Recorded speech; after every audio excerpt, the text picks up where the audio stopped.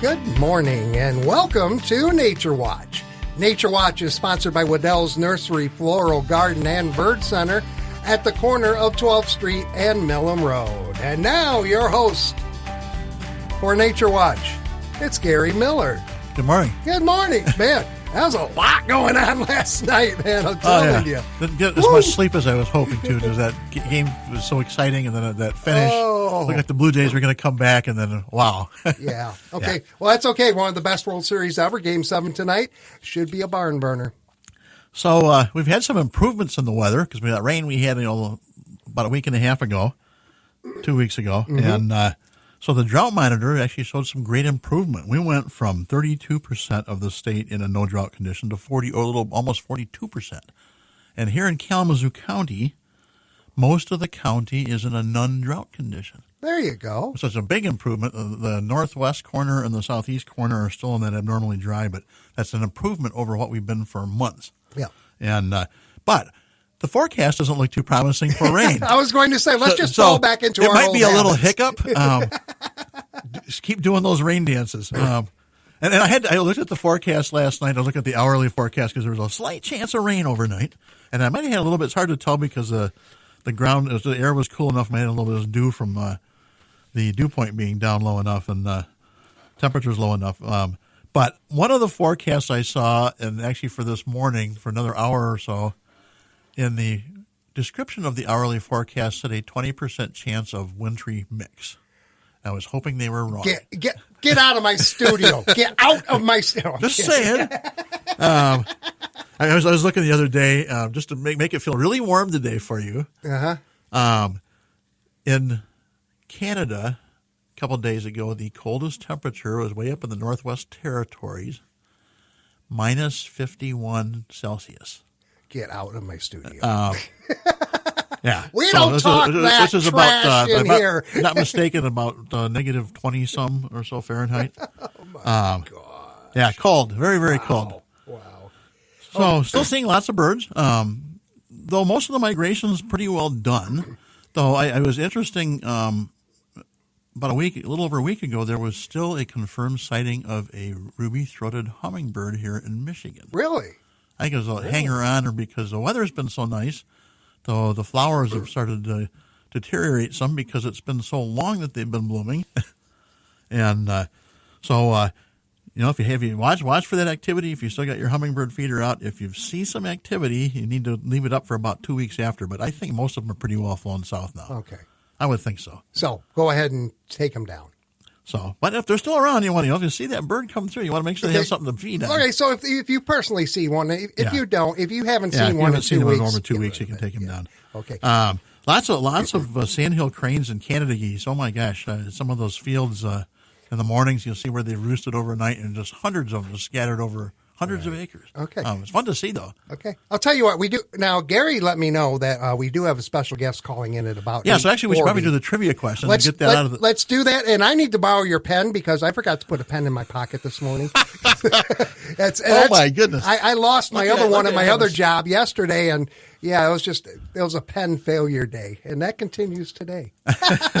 Luckily I have a spare with me. Oh, okay, thanks, man. So with some events coming up this next week, and I'll get into that a little bit while we're waiting for callers to call in. Well, first of all, we have to ask the question. Yes. We haven't even done that yet. So that's what led to my question that I have today, because we have the bird event coming up in Waddell's next week, and I'll get into that a little bit more, but we have raptors coming in there. Oh. And my trivia question today is about raptors. Oh.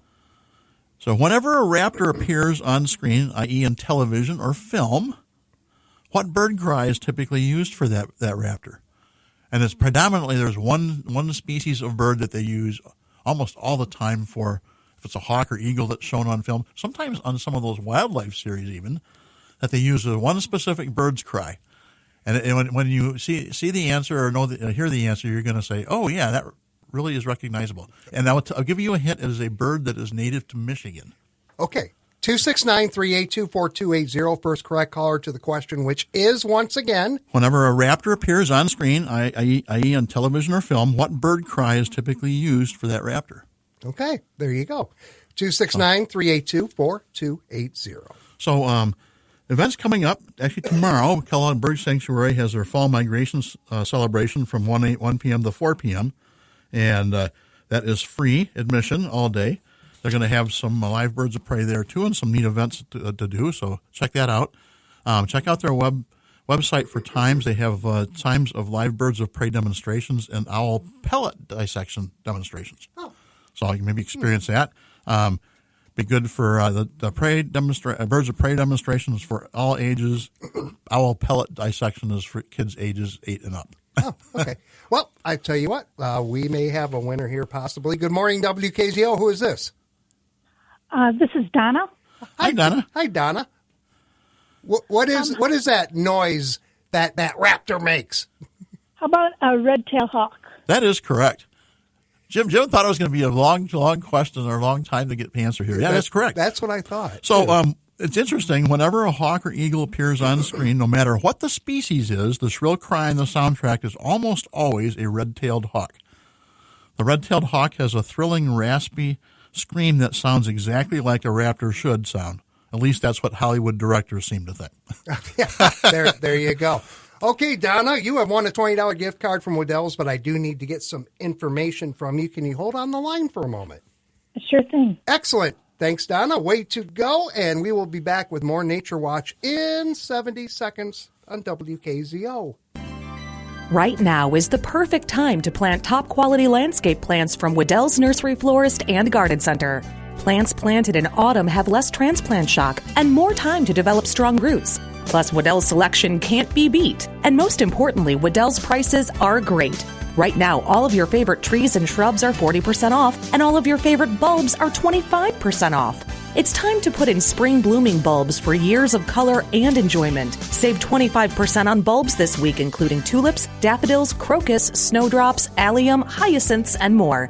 How about some bright red this autumn like a burning bush? Or maybe you'd like a shrub with berries for the birds. Want to add a long blooming hydrangea? These and more than 100 other varieties of deciduous shrubs are now 40% off. Stop in while selection is best and save big on all in-stock perennials, shrubs, and bulbs at Waddell's Nursery Florist and Garden Center on Texas Drive at the corner of Millam and 12th Street.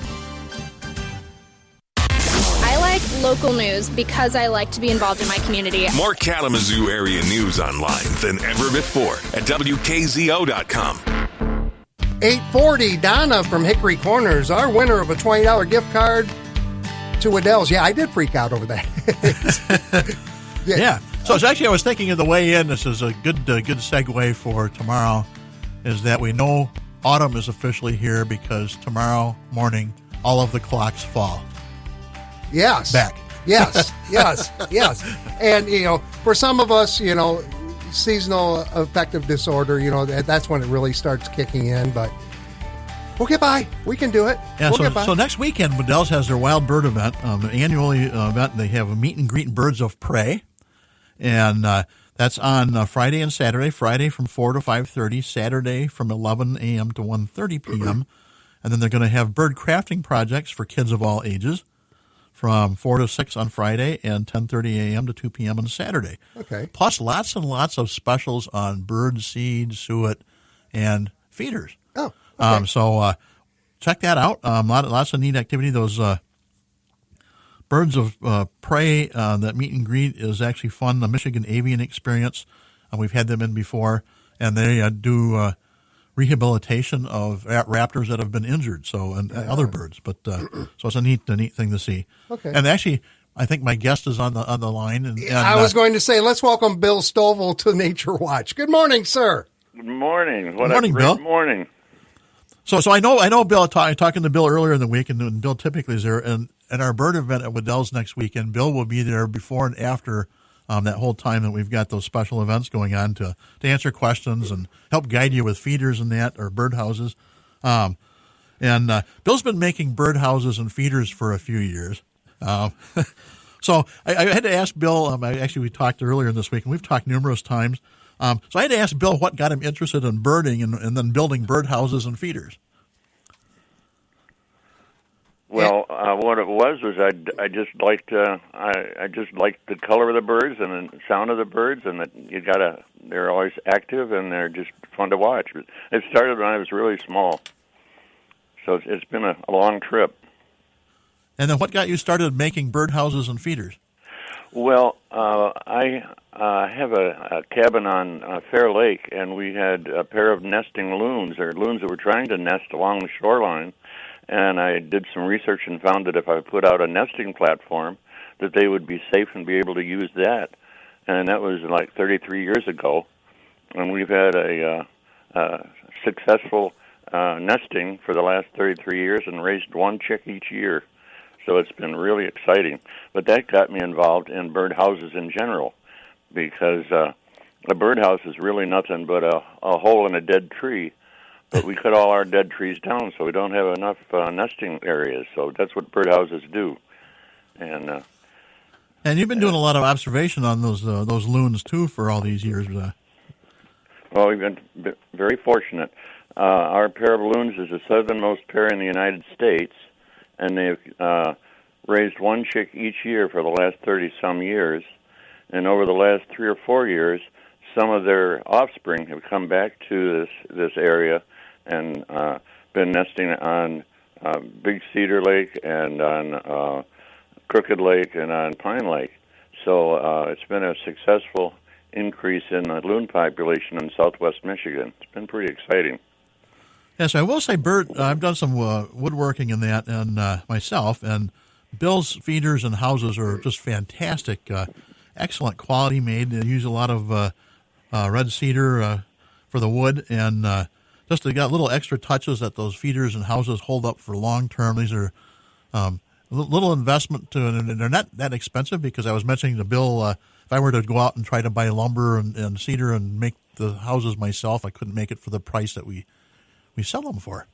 Well, we can set up a sequence of operations and do them in, make 30 at a time, in a day, and you can't do that if you're doing one at a time. It takes me as long to build one prototype as it does to make like 30 houses once you get the system going. So that's the reason we can service. We sell birdhouses all over the country. Yeah, how many types of feeders and houses do you make? There are 80. 80, wow. So I know you've got multiple models of bluebird houses, because I know that I checked at Waddell's. That's our best seller as far as houses, the different types of bluebird houses. The most popular feeder, it was pretty well across the board, because it depends on what people have looking for, either post mount or hanging. And so those cedar feeders, those last so long. They're fantastic, and they seem to hold up to the bird activity. We've got small hanging feeders that are really hold about a 5-pound capacity, which is a great starter size. And then oftentimes people will just get two and space them about 10 feet apart and feed their birds that way. But we have larger post-mounted feeders also. But there's a wonderful selection at Waddell's, so come and see them. Yeah, so I know we were talking earlier this week, too, because I asked you, and you did mention that you're almost every state that your feeders are sold. I had to ask you how many states, and you work with a lot of distributors, so they are sold pretty well in most of the states. I happened to run across Bill's Stovall feeders and houses in Kansas City at a hardware store earlier this year. Oh, wow. Downtown, an old hardware store, had a lot of the same products that Waddell's carries, and I was looking at their birding and like, oh, there's Bill's feeders and houses. Fantastic to see. Oh, that's wonderful. Yeah. That's what a good distributor will do for you, because my distributor in St. Louis, Missouri area has over 4,000 dealers around the country. And they're not all bird feeders, but they're bird-related items. So we've got a real good covering right there. Then there's another really good distributor in Grand Rapids that has salespeople all over the country. So we got a real good coverage, and fortunately, our feeders and houses are really well accepted in the industry. Well, they should be. They're very well made. They last a long time, and because they're cedar, they hold up the weather too. And I did ask you, just so we can share with people, and if people have questions, they can call in too. We can do a question. Absolutely, 269-382-4280. You can talk directly to Bill, as a matter of fact. So, or you can come in and visit next weekend at Waddell's. That too, yeah. But I asked Bill, and actually, I thought so you can share with everybody what your most unusual house or feeder that you've made, and then you shared with me that you don't do custom. Well, we have production, so we can't set up for a single feeder or something unusual. We set up a pattern, a wooden pattern, and then we follow that so that all of our feeders come out consistently the same. And to research and develop a custom feeder really doesn't make a lot of sense in that we've got 80 products to choose from. You ought to be able to get close to what you want right there. Yeah, that makes total sense. You know, you keep your base. Well, and it's hard to make one unit. Yeah, exactly. It's costly. I know, but besides feeders and houses, Bill does make some other things too. So if you have that bluebird house or birdhouse, especially bluebird houses, that some other birds have decided to enlarge the hole on it, Bill makes blocks that you can reattach a block in there and get that hole back to the size it needs to be for those bluebirds. That's fun to watch. Sometimes a downy woodpecker will enlarge that hole, and then once they get down inside, then they'll can't see out because it's a kind of a deep house. So they'll drill another hole where if they're standing on the floor, they can look out that hole. It really destroys the house, and then I have to sell you another one. Yeah, their version of home improvement just doesn't work, does it? It did for them. Right. And I know for those post mount feeders, Bill makes a little attachment that you can slide over a 4x4 post and attach that to the bottom of your feeder or birdhouse, and works fantastic for sliding that on top of a 4x4 post. Having created one myself many years ago for a 4x4 post, and when I started working at Waddell's, I'm like, oh, Bill came up with this idea years ago and probably made it a lot easier than I did because I had to really struggle to get it just right. Well, we're going to be over there at Waddell's on November 7th and November 8th, and your birds of prey are coming in at 2 to 5 on the 7th and 10 to 2 on the 8th. So I'm going to be there at that time, so I'd love to come in and see you people. Yeah, so stop in and talk. Bill loves to chat about birds, his houses, and feeders. I was asking Bill, too, because I know besides the loons, they spend a lot of time watching the loons and observing them. But any other unique sightings of birds recently here, or some current bird sightings that you're seeing? Well, if you look around in the fields, you'll see sandhill cranes right at this particular area. And Marshall, there's the big marsh outside Marshall where they have like 10,000 sandhill cranes coming in right now, right here at the end of October and beginning of November. Yeah, that's been a topic of discussion here on this show the last couple of weeks as well. He's brought up sandhill cranes. Yeah, so they had the frequently. crane festival several weeks ago, and that marsh is just fantastic with cranes. Though you see a lot of marshes around here in Southwest Michigan. I know there's a few like between Vicksburg and Schoolcraft that you get quite not 10,000 of them, but you can still get quite a few. And I know up towards Portage, south of Portage, sort of between Portage and Vicksburg, there's a couple of marshes that get quite a few sandhill cranes in. Yeah, often they'll come in smaller groups, but a smaller group might be 30 or 50 or 100. Like at Fair Lake, where my loons are, we get about 250 that come in there. So it's a lot smaller group, but it's a big bunch, and they rest and they feed and they get ready to go on south from there. But so they'll be around for about a month. And if you have a chance to be outside and you can observe them and hear them, they are a little noisy, but it's fun to hear them because they have a very unique cry in that, and it's always a fun thing when they migrate, especially in the spring and they start getting those warm days and they're coming north, and you hear them but you can't see them because they fly so high up in the air. They're an exciting bird. Glad to have them increasing in their population. I remember about 30, 40 years ago, probably almost 40 years ago, my mother-in-law was a very avid birder and going in the Upper Peninsula trying to find sandhill cranes to observe, and they didn't see them very often here in southern Michigan, and now you see them everywhere. They're fun to watch, too, in the spring when they're doing their mating dances. I've had them do that in one of my farm fields, and just you stop and just watch them for a long time because it's very entertaining. Well, they're increasing in population. A long-lived bird doesn't really start to reproduce until they're about 5 years old. But then they only reproduce one bird a year, one offspring a year, or maybe two, but normally one won't make it. But when you realize that they live almost 30 years, that means they've replaced themselves 30 times. and then you figure out how many there are out there, you really increase your population pretty rapidly. Yeah, I know they get, besides here, this is sort of the eastern flyway of the big populations of sandhill cranes, but they get quite a population out in Nebraska along the Platte River. And they get, I think they've estimated usually about a 500,000 birds that come through there with the sandhill cranes. So you can imagine the noise level. Those are called a lesser sandhill Yes. crane, and the ones in this area are called a greater sandhill crane. So they're a subspecies back and forth. Yeah, so the lesser is just a little bit smaller than the greater, if I remember correctly. Correct. Yep. And so they look very similar. They look basically the same cries, but just a little bit different size, and they nest in a little different areas. So, but it's fun to see because I know I've made the comment to people before. I typically have seen sandhill cranes every month of the year.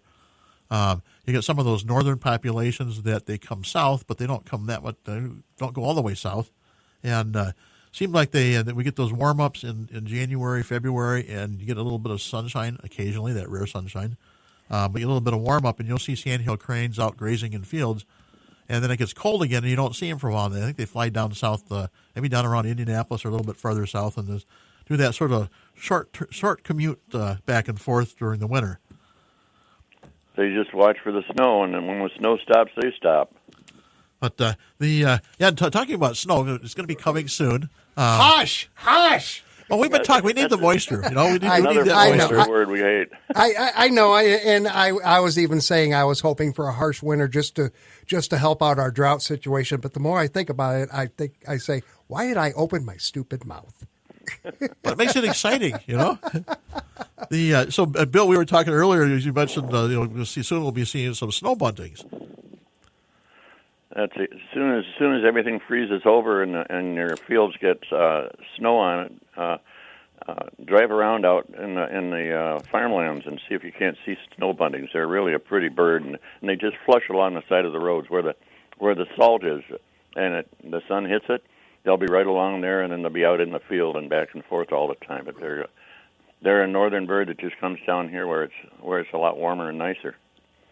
Yeah, I've a lot of times seen them in fields where you get that you got some open spots and then you've got some snow cover, but not real deep, and they say they're right at the edge of that snow cover, going to soil exposed, and they're not real big flocks. Usually maybe 20 to 30 birds, occasionally a little bit bigger, but usually that smaller flock. But when you see them fly the first time, you're like, oh my goodness, what kind of bird is that? Because they just have distinct markings with that white on them, so they're fun to see. So any unusual birds come to your feeders at your place, Bill, in the wintertime? I had quite a few yesterday. They were after trick-or-treats. I mean, I'm guessing those were some of the larger two-legged birds. Yeah, it's small flocks. They come in little groups. They were scary. Oh, perfect. What fun, isn't it? So, is anybody in a bird costume? Oh, a big bird was here. Oh, that's always fun to see. All right. Can you tell me how to get... I'll stop. So, thank you, Bill. Fun talking with you. We'll see you again next weekend. And tell folks, folks, you can come out and talk to Bill personally. He'll be at the Waddell's next Friday and Saturday. And get to see some other activities. You got some crafts and that. But have a chance, chat with Bill. He'll be by his feeders and houses and at Waddell's. And it's always fun to talk to Bill because he sees all sorts of things. He's had a lot of birding experience over the years. Well, you can see lots of owls and hawks and even turkey vultures, which is my favorite bird. Yeah, so I see turkey vultures all the time around my house, and my first thought is somebody's not moving fast enough, and then but I several years ago I saw there was a group of turkey vultures that were circling about a mile away as the crow flies, or the turkey vulture flies, and they were over some friend's house, and so I actually texted them to see if they were okay. But I have had them roost on my barn. And I would tell you that green metal roof with vultures sitting up there does not stay green all the way. No, it gets white. Yes. So I had some white streaks on the barn roof for a while. So not that wanted, go roost in a tree somewhere. But they're great. They're a great animal for the environment because they do a lot of cleanup of carcasses and that. So That's their mission. Our garbage man. yes. So so it's fun to watch all the different birds. And if you haven't had a chance to get a feeder out, or you're looking for another feeder, that next weekend would be a great chance to talk to Bill about that, because he was really thinking about getting that supply of bird seed and suet for the winter, and getting those feeders set. Maybe you get some nice weather here in the next couple of weeks, get another feeder or two out, just so you have those feeders. It's nice to have an assortment of feeders so you can feed different types of food, because you get quite an assortment of birds in, and that. I always look at it, you think, gosh, bird seed seems expensive, but look at it as the amount of entertainment you get per hour. It's a very cheap entertainment. Well, there's another benefit. Hello? Yeah. There's another benefit, too, because if they're at your feeder, then they tend to nest near there, too. And when they're nesting, they're going to be eating insects during the breeding season. Yeah, so they keep that insect population down, especially those mosquitoes. So there you go. Bill Stovall has joined us. He builds birdhouses and knows a lot about birds. Bill, thank you so much for joining us this morning. Total pleasure. Come and see us at Waddell's. That's right. Thank you, Bill. Thank you very much. All right. That was very educational and fun. Yes. That really was. Thank you, Bill, for coming or joining us by phone. Yep. So get out and enjoy the day. So if you have a chance, there's a little fun thing to do today too. It's National Bison Day. Okay. So do a little education and learn about the North American bison. All right.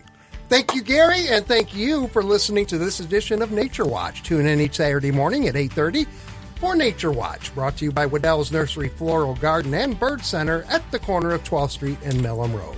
CBS and local news is next, and then America Outdoors Radio right here on 590 and 106.9 FM WKZO.